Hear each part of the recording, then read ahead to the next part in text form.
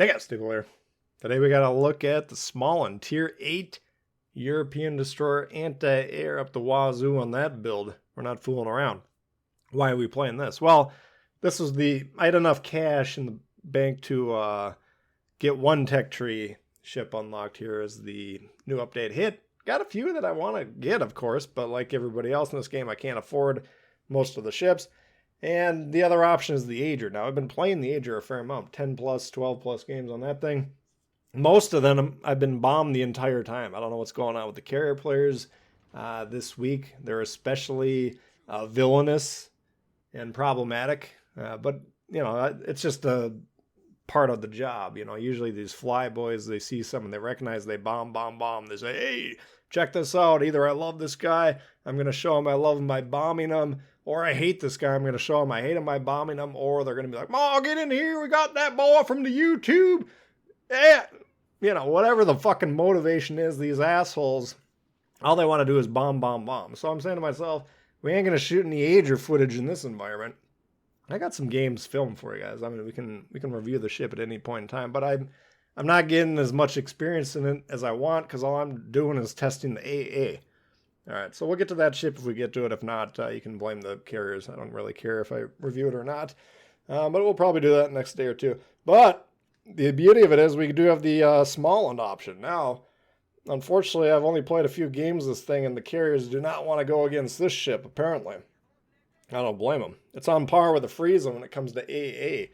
All right, I'll give you the difference. Friesland, in my opinion, is probably the strongest AA platform thus far. Who knows if it is or isn't. Certainly is for destroyers. But it's one that you can actively hunt carrier squads with and just ruin their day and have a great time. Just like they relish ruining your day. The difference between the Smaland and the Friesland at 7 kilometers, nothing. All right, we have 784 damage per second output at the 7-kilometer ring. On both of them, identical. Looking at the 4.8 kilometer ring, Friesland's actually better. 1,572 damage per second compared to 1,506. What's the difference? Smaland moves some of that lost damage output from the 4.8 kilometer ring out to a 5.4. We got an extra 160 damage per second, which is actually more than we've lost at the 4.8. So it's actually stronger on paper overall. We got a little bit more damage at a little bit longer range, and overall pretty good. I mean, both of them are going to knock planes out of the sky. I can't wait to run into some carriers in this thing. But another key difference between the Friesland and the Smaland, we got the anti-air consumable. Doubles the damage for the duration of the consumable. I think it's 30-40 seconds. You're going to knock out whatever squadron's above you when that thing goes off. All right, so like the Oyster, the Tier 7, you got that consumable. Friesland doesn't have it. The Friesland's got a lot of great tools, fast-firing guns. It's got a sweet sonar on it. Got smoke. Smaland and Oyster don't have the smoke, of course.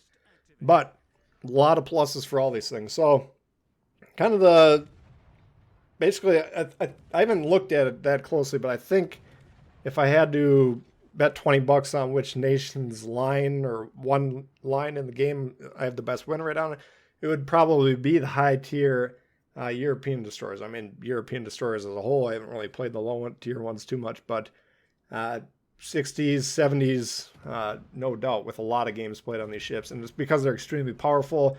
The downside, and what's going on with the aim? You guys noticing the aim's all screwed up this week? I've been playing the game for a few years now. I generally know where the aim will likely wind up when I hit the zoom in button. It's not winding up where it has historically done. You guys let me know if you've noticed anything in the comments. Maybe we can send the feedback on to WG and see if Bill's been fiddling about. Again, tinkering with some stuff. But anyway, very, very strong line of ships. You don't have the smoke. You don't have a smoke on a line of destroyers. Well, the risk goes up, right? Because the smoke, if you're using it effectively, usually you're just going to be using it to disengage. Yeah, you can use it offensively sometimes. Sit in the smoke, gun. But a lot of times you want to be using the smoke as the, oh shit, I fucked that one up. Let's see if I can get out of this button. And usually it's going to work once you understand how to use the smoke effectively. You don't have that on this. So there's going to be situations where, circumstances arrange themselves suchly that you won't be able to survive the situation. Yeah, that's just the name of the game. But unlike the French destroyers, which find themselves without a smoke as well, here we have a super set of AA. Okay, and that's really reduces the biggest negative of the lack of smoke is the carrier, the flyboy who is out there. He can't just hover over you and keep you spotted until their team kills you. He can do that. If he does decide to do that, eventually he will kill you, but it's going to take a lot longer, and you're going to wreck his squadrons a lot more effectively until that point. So, and you'll have enough time to really say, okay, this carrier is hell bent on killing me. I can get away from the front lines. We're going to have to be a little bit more passive until I can reposition and divert the carrier's attention. The French destroyers, you really just don't have that luxury. They don't have the AA to handle carriers, and in an environment where carriers are everywhere, I just don't really play the French destroyers at all. I'll play the Colbert once in a while, but the rest of them, it's just, Colbert is at legendary tier. There's not that many carriers in that position yet. Someday there will be, God willing.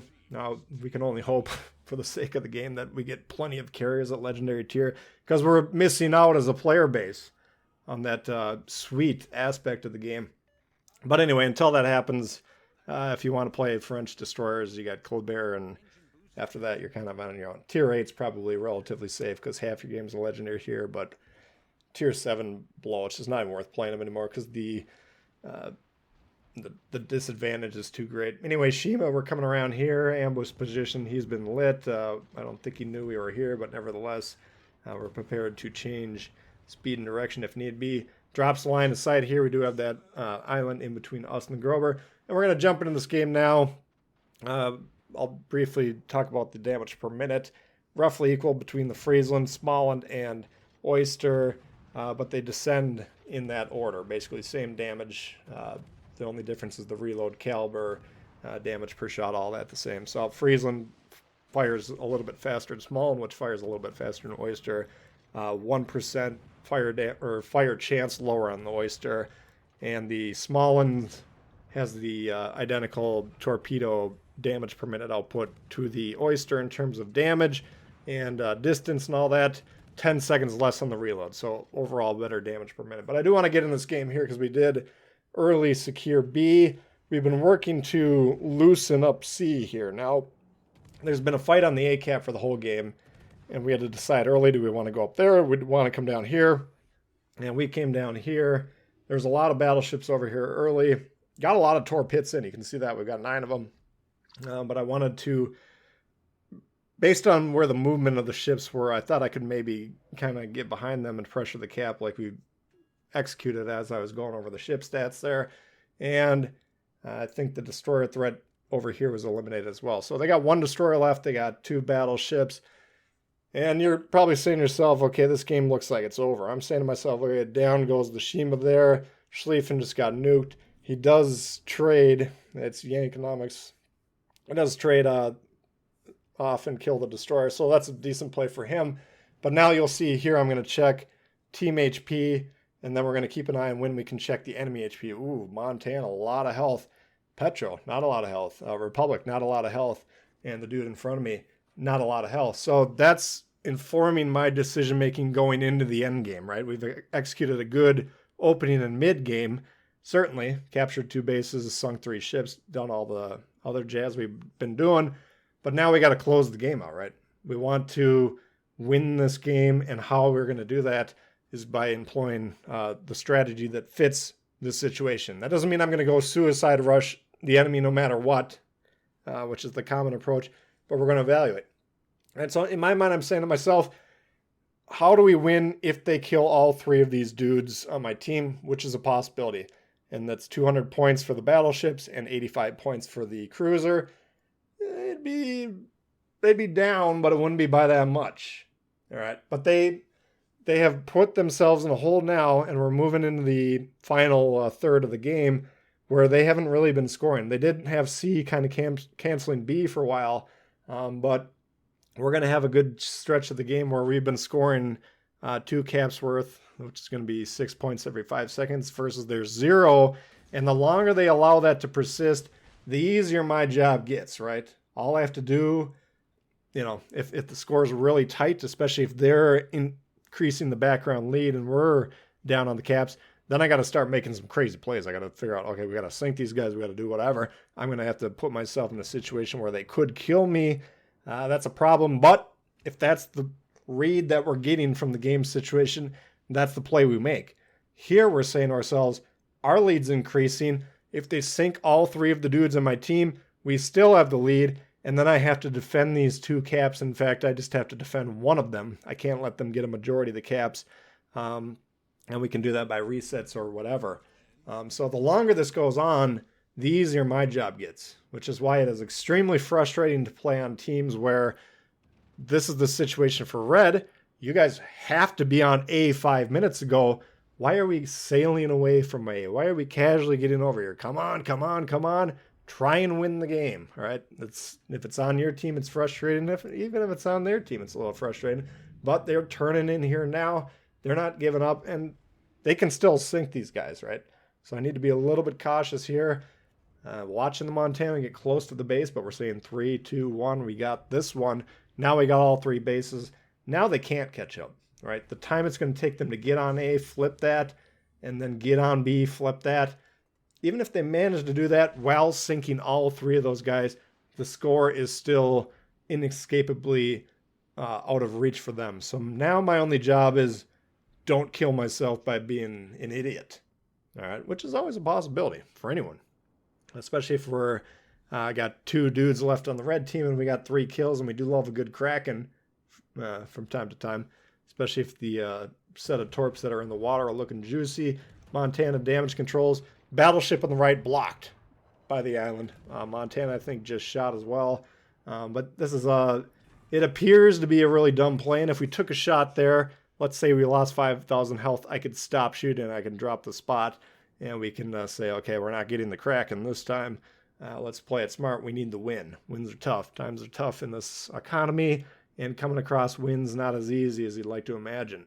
All right, so when we got them available, we don't want to throw them by doing showboaty things like going for Krakens.